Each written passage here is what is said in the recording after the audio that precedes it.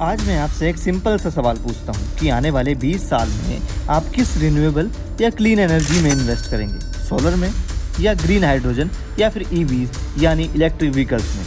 ये तीनों ही clean energy हैं, लेकिन आने वाले 20 सालों में कौन इंडिया की इकोनॉमी को बूस्ट करने में हेल्प करने वाला है।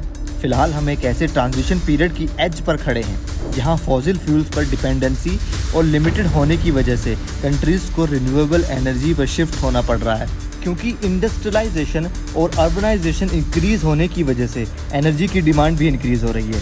तो ऐसे में इंडिया ही नहीं, ग्लोबली ही एनर्जी के प्रोडक्शन को रीथिंक करने की ज़रूरत है। इसीलिए आज इस वीडियो में हम समझेंगे एनर्जी डिमांड इन इंडिया और समझेंगे कि ग्रीन हाइड्रोजन, सोलर पावर और ईवीज एनर्जी सेक्टर को ट्रांसफॉर्म कैसे कर सकते हैं, और समझेंगे कि ये तीनों टेक्नोलॉजीज साथ मिलकर इंडियन इकोनॉमी को कैसे रीशेप कर सकती हैं और हम इन्वेस्टर्स को कहां कहां अपॉर्चुनिटीज़ मिलेंगी। तो चलिए शुरू करते हैं। इंडियन गवर्नमेंट का टारगेट है कि 2070 तक नेट ज़ीरो कार्बन एमिशन को अचीव करेंगे और साथ साथ 2047 तक डेवलप्ड नेशन बनने का टारगेट भी है, जिसको अचीव करने के लिए इंडिया अपने पूरे एनर्जी सेक्टर के इकोसिस्टम जैसे प्रोडक्शन, स्टोरेज और डिस्ट्रीब्यूशन को पूरी तरह से चेंज करने की ज़रूरत है, जिससे हम एक ज़्यादा क्लीन और एफिशिएंट एनर्जी इकोसिस्टम बना सकते हैं।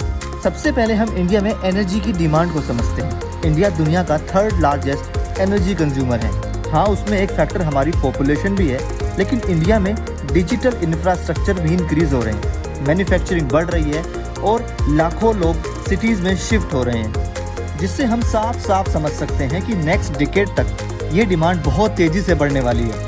और अगर हम नंबर्स को देखें तो पिक्चर और भी क्लियर हो जाती है। 2025 से 1700 टेरावाट से बढ़कर डिमांड 2030 तक 2300 टेरावाट तक हो सकती है और 2040 तक ये डिमांड 3500 टेरावाट तक भी जा सकती है। मतलब आज की डिमांड से डबल से भी ज़्यादा हो सकती है।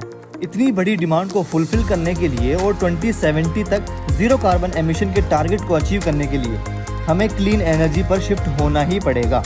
फिलहाल सोलर क्लीन एनर्जी को डोमिनेट कर रहा है, क्योंकि सोलर पावर के लिए इंडिया एक आइडियल लोकेशन है। इंडिया के ज़्यादातर हिस्सों में हाई सनलाइट अवेलेबिलिटी है, इसीलिए अभी तक सोलर पावर एक प्रैक्टिकल, स्केलेबल और अफोर्डेबल ऑप्शन बना हुआ है। पिछले 10 सालों में सोलर की कंजप्शन तेज़ी से इंक्रीज हुई है। जहां 2014 में 3 गीगावाट हुआ करती थी, वो 2025 में 100 गीगावाट तक पहुंच गई है।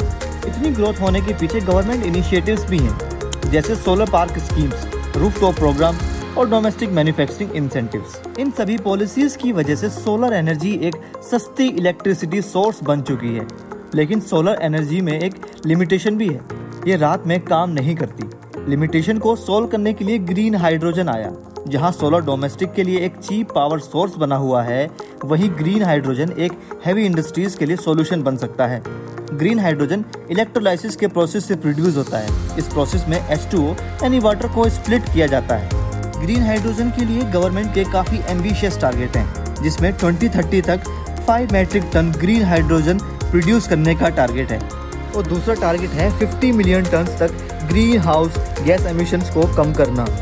ये टारगेट्स काफ़ी एग्रेसिव हो जाते हैं जब हम एक ऐसे फेज़ में हैं जहां हम एक नया इकोसिस्टम बिल्ड करने की कोशिश कर रहे हैं। गवर्नमेंट ने इस प्रोजेक्ट के लिए 19,744 करोड़ बजट भी पास किया हुआ है, जो सपोर्ट करेगा इलेक्ट्रोलिसिस मैन्युफैक्चरिंग को। अब इलेक्ट्रोलिसिस क्या होता है?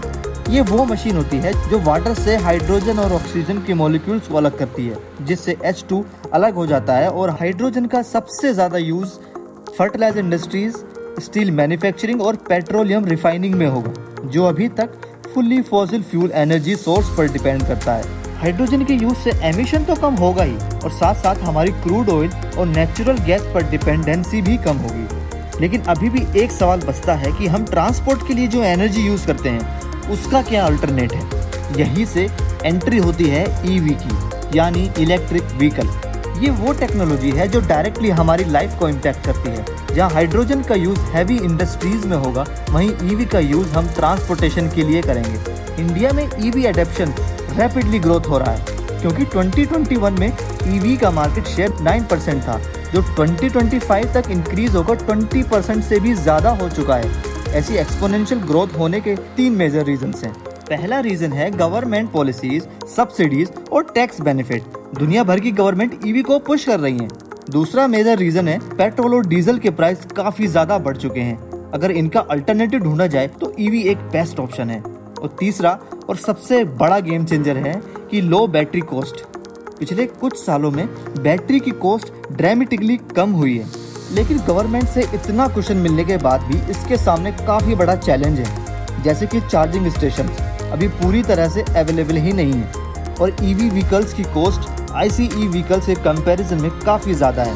तीनों ही क्लीन एनर्जी में अपनी अपनी लिमिटेशंस भी हैं। जितनी जल्दी लिमिटेशंस को ओवरकम किया जाएगा उतनी जल्दी हम अपने टारगेट की तरफ पहुंच सकते हैं। लेकिन अब सवाल ये आता है कि कौन सी क्लीन एनर्जी ट्रांजिशन को ड्राइव करेगी, जिस सवाल से हमने वीडियो को शुरू किया था। इसका जवाब है तीनों में से अकेला कोई भी नहीं, बल्कि तीनों एक साथ मिलकर एक इकोसिस्टम जनरेट करेंगे। सोलर एनर्जी जनरेट करेगी इलेक्ट्रिसिटी और ये इलेक्ट्रिसिटी पावर करेगी ईवीज को, और इस इलेक्ट्रिसिटी का यूज होगा इलेक्ट्रोलाइसिस प्रोसेस में, जिससे प्रोड्यूस होगा ग्रीन हाइड्रोजन जो हैवी इंडस्ट्रीज को पावर करेगी। अब हम बात करते हैं कि हम इन्वेस्टर्स के लिए कहाँ कहाँ अपॉर्चुनिटी हो सकती है। ये कोई स्टॉक रिकमेंडेशन बिल्कुल भी नहीं है। सबसे पहले हम देखते हैं stock in solar energy sector. सबसे पहला नाम आता है अडानी ग्रीन्स का। ये इंडिया की लार्जेस्ट रिन्यूएबल एनर्जी प्लेयर में से एक है। इसके बाद आता है Tata power. Tata power rooftop EV charging और रिन्यूएबल इंटीग्रेशन में अग्रेसिवली एक्सपेंड कर रहा है। तीसरी कंपनी है वारी एनर्जी। ये कंपनी इंडिया के सोलर मॉड्यूल्स मैन्युफैक्चर में से एक है। वैसे और भी बहुत सारी कंपनी हैं जो इस सेगमेंट में बहुत लॉन्ग टर्म विजन के साथ काम कर रही हैं, लेकिन ग्रीन हाइड्रोजन के लिए एक डेडिकेटेड कंपनी लिस्टेड नहीं है अभी तक। कुछ बड़े प्लेयर्स हैं जिन्होंने इस सेगमेंट में एंट्री ली है, जैसे कि Reliance industries, NTPC and L&T, और ईवीज में टाटा मोटर मार्केट की लीडर मानी जा रही है। फिलहाल M&M भी अपनी SUV ईवीज के साथ इस रेस में तेजी से आगे बढ़ रहा है, और टू व्हीलर्स में ओला इलेक्ट्रिक और TVS मोटर्स एक स्ट्रॉन्ग ग्रोथ दिखा रहे हैं। मैं उम्मीद करता हूँ कि आपको वीडियो पसंद आया होगा। अगर हमारी वीडियो आपको वैल्यूएबल और इन्फॉर्मेटिव लगी हो तो आप हमारी वीडियो को लाइक कर सकते हैं। इससे हमें एक मोटिवेशन मिलता है। और हमारे चैनल को सब्सक्राइब करें।